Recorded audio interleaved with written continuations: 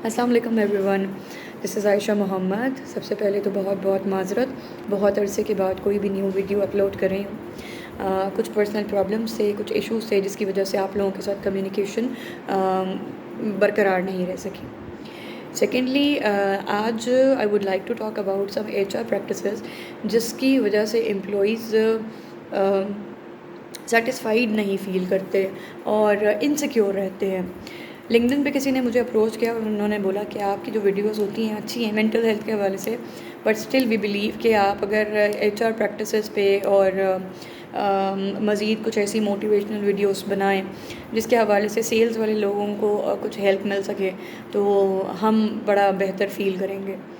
तो आज की जो वीडियो है उसका बेसिकली मकसद यही है कि मैं HR पॉलिसीज़ कुछ ऐसी हैं जो प्रोडक्टिविटी पे काम नहीं कर रही होती, जो आपकी सिक्योरिटी पे काम नहीं कर रही होती, जो एम्प्लॉय की सेटिस्फैक्शन पे काम नहीं कर रही होती। तो कुछ ऐसी प्रैक्टिसेस के बारे में बात की जाए जिसकी वजह से हमारी जो मार्केट में कंसिस्टेंसी है वो ख़त्म हो गई है, मार्केट में सैचुरेशन डेवलप हो गई है। और उसकी वजह से ऐसा है कि दोनों फर्म्स और एम्प्लॉइज़ दोनों को ही इश्यूज़ हैं। ऐसा नहीं है कि इश्यूज़ सिर्फ एम्प्लॉई को होते हैं, एम्प्लॉयर को भी इशू होते हैं, क्योंकि उसको HR जो प्रोसेस है वो स्टार्टिंग फ्रॉम द बिगिनिंग पे लेके आना पड़ता है, उसी नुक्ते पे लेके आना पड़ता है जहाँ से आप आगे चलते हैं। Just because of cost cutting और एम्प्लॉय अनसेटिस्फैक्शन और एनी टेंट्रम्स जो हम जॉब में फेस कर रहे होते हैं। तो मैं ये समझती हूँ कि जो हमारे HR पर्सनल्स होते हैं, जो हमारे टैलेंट एक्विजिशन मैनेजर्स होते हैं, उनको भी ये चीज़ कंसिडर करनी चाहिए कि अगर आप एक हाईली एक्सपीरियंस प्रोफाइल पिकअप कर रहे हैं तो देखिए आप उसको पीनट्स पे नहीं कर सकते। We are not monkeys who are going to work for some peanuts ना। If you are expecting someone who is having a great experience and you want to hire them, तो यू शुड नो कि उनकी market worth क्या है ना। You are not favouring them by hiring them. आप अगर किसी बंदे को ये उठा रहे हैं तो आप उससे ये नहीं बोल सकते, शुक्रगुजार रहे हैं कि हमने आपको पिक कर लिया है। जनाबे वाला, आप उस शख्स की सर्विसेज हायर कर रहे हैं, आप उस शख्स का टैलेंट हायर कर रहे हैं, आप उस बंदे से काम लेंगे क्योंकि आपको उस बंदे के अंदर कोई ना कोई ऐसी खसूसियत, कोई ख़ासियत नज़र आई है। तो इसका मतलब ये नहीं है कि शुक्रगुजारी उस शख्स ने करनी है। शुक्रगुजारी एक एम्प्लॉयर ने भी करनी होती है कि उसको एक इतना अच्छा एसेट मिल गया है। हाँ, मैं ये भी नहीं कह रही कि एम्प्लॉय जो है वो मतलब वो अपने आप को कुछ समझने लगे, लेकिन इसका मतलब ये भी नहीं है कि एम्प्लॉयर अपने आप को कुछ बहुत बेहतरीन सा समझने लगे। देखिए, ये एक पूरा साइकिल होता है ना। आप एम्प्लॉय के बेनिफिट्स पे, एम्प्लॉय की सेटिस्फैक्शन पे काम करते हैं, तो इन रिटर्न एम्प्लॉय मार्केट में आपका एक अच्छा वर्थ रख रहा होता है। वो अच्छी वर्थ जो होती है वो आपको क्लाइंट सेटिस्फैक्शन के लिए, क्लाइंट गैदर करने के लिए हेल्प कर रही होती है, आपको प्रॉस्पेक्ट्स मिलते हैं बिज़नेस के लिए। अगर आप सर्विस बेस्ड वो है सेक्टर हैं, तो आपको लोग आपकी सर्विसेज हायर करना चाहते हैं, लोग आपकी सर्विसेज को यूज़ करना चाहते हैं। अगर आप प्रोडक्ट बेस्ड इंडस्ट्री हैं तो लोग आपको प्रेफर करेंगे, आपके प्रोडक्ट को प्रेफर करेंगे। वो बोलेंगे फ़लाना बंदा इस जगह पे काम करता है और वो इस चीज़, वो इतनी तारीफ़ करता है इस फर्म की, तो मुझे ज़रूर इसका जो है वो प्रोडक्ट ट्राई करके देखना चाहिए। कि जो एम्प्लॉय सेटिस्फैक्शन के ऊपर इतना काम कर रहे होते हैं और ये प्रोडक्ट, मेरा मिसाल के तौर पे वो प्रोडक्ट जो है वो कोई पर्सनल गुड है, तो मुझे यूज़ करना चाहिए, देखना चाहिए और समझना चाहिए कि देखिए अंदर से एम्प्लॉयर भी इसकी इतनी तारीफ़ कर रहा है और बाहर से जो लोग हैं, जो यूज़र्स हैं, कंज्यूमर्स हैं आपके, वो भी आपकी इतनी तारीफ़ कर रहे हैं। तो आई शुड ट्राई इट। और जब उसको ये नज़र आएगा कि भाई अंदर वाले भी सेटिस्फाइड हैं, बाहर वाले भी सेटिस्फाइड हैं, प्रोडक्ट भी अच्छा है, तो yes, I am going to take it in routine.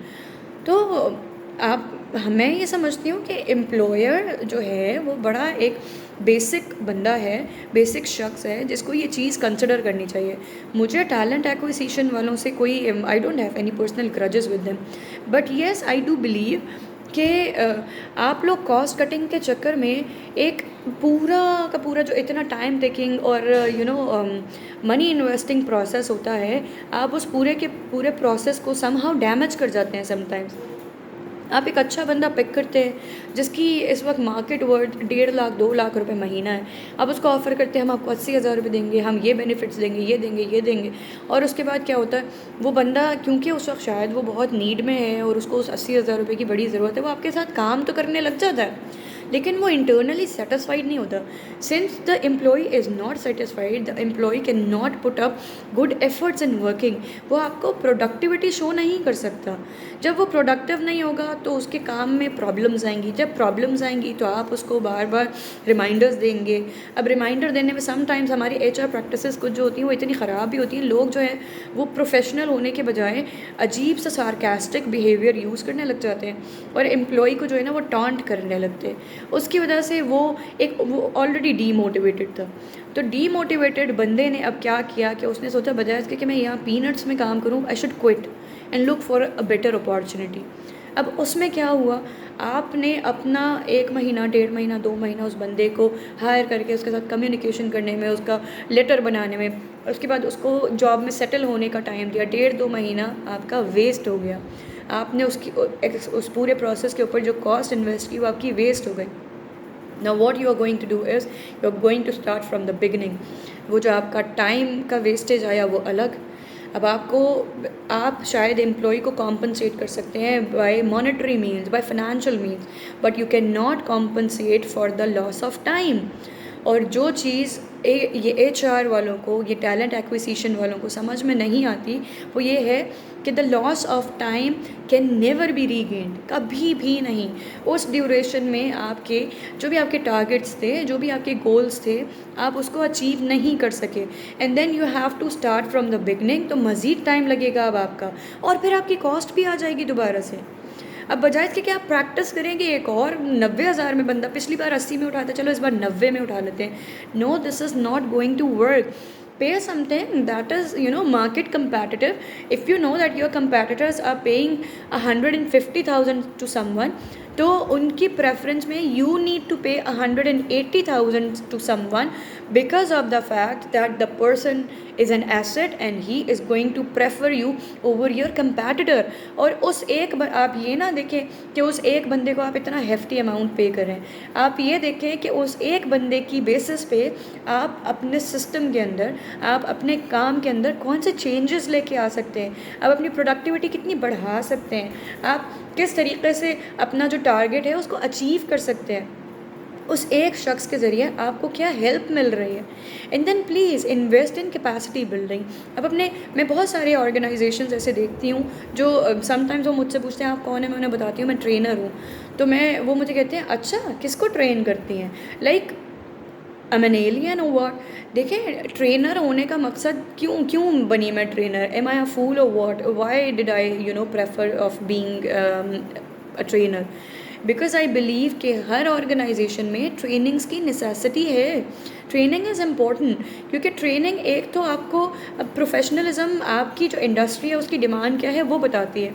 Plus training is to align you towards your target. आप अपने एम्प्लॉयज़ को एक जगह बिठा के उनको एक टारगेट समझा रहे होते हैं और उनको ये बताते हैं कि आपने इस टारगेट की अचीवमेंट के लिए करना क्या है, प्रोडक्टिविटी कैसे लेके आनी है, डीमोटिवेशन कैसे आपने रूल आउट करनी है, आपने अपने काम को किस तरीके से ब्रेक कैसे करना है, आपने उसको मंथली बेसिस पे कैसे ब्रेक करना है, फिर वीकली पे कैसे ब्रेक करना है, फिर डेली पे कैसे ब्रेक करना है, आपने अपनी टू डू लिस्ट बनानी है, आपने काम किस प्रोसीजर पे करना है. आप ये ना देखें कि भाई ये जो आयशा मोहम्मद है ये हमें 3 दिन की ट्रेनिंग के 25,000-30,000 रुपये लेगी. ओ माय गॉड, इतने पैसे. आप ये देखें कि एक ट्रेनर आपके एम्प्लॉयज़ को ट्रेन करने के बाद वो एक 30,000 की इन्वेस्टमेंट आपको कितना लॉन्ग टर्म बेनिफिट दे सकती है, वो आपकी प्रोडक्टिविटी को कैसे इंक्रीज़ कर सकती है. Invest in capacity building because this is absolutely very important. हम कैपेसिटी बिल्डिंग पे वी डू नॉट इन्वेस्ट. उसकी वजह से क्या होता है, उसकी वजह से हमारे पास एम्प्लॉय टर्नओवर आ जाता है. टर्नओवर कहाँ जाता है? टर्नओवर दोबारा आपको बिगनिंग से स्टार्ट करने पे मजबूर करता है. उसमें आपका जो टाइम लॉस होता है वो अलग, और प्लस जो आपकी कॉस्ट इन्वेस्ट हो रही होती है वो भी अलग. तो आप डुअल लॉस में जा रहे होते हैं. And then you are missing your targets too. Market में एफर्ट पुट करने का, मार्केट से अपना काम निकलवाने का, मार्केट से अपना जो भी आपका टारगेट था अचीव करने का जो बेस्ट टाइम था वो that you have already lost. तो you need to think about, employers need to think about, the managers need to think about, the directors and the whole HR system needs to think about 2 things. One, you need to work on employee satisfaction. Secondly, you need to work on capacity building, trainings, development, is a crucial need of every single institution, every single firm, every organization, because market में experience बंदा उठाना is good, आपको एक experience बंदा ज़रूर चाहिए, लेकिन आप उसके सबऑर्डिनेट्स के तौर पे फ्रेशर्स क्यों नहीं लेके आते? आप फ्रेशर्स में इन्वेस्ट करें, आप उनको सिखाएं, वो आपको कंपैरेटिवली चीप पड़ेंगे, प्लस आप उनकी ट्रेनिंग एंड डेवलपमेंट पे काम करेंगे, वो आपके साथ लॉयल होंगे। लॉयल होने के बाद they are going to put up all their efforts for the betterment of the firm, क्योंकि इस फर्म ने उन्हें तब पिक किया जब वो फ्रेशर्स थे। तो लोग आपको लॉयल्टी के बिहाफ पे वो आपको मज़ीद अच्छी सर्विसेज प्रोवाइड करेंगे। Thank you so much from my side. अल्लाह हाफिज़।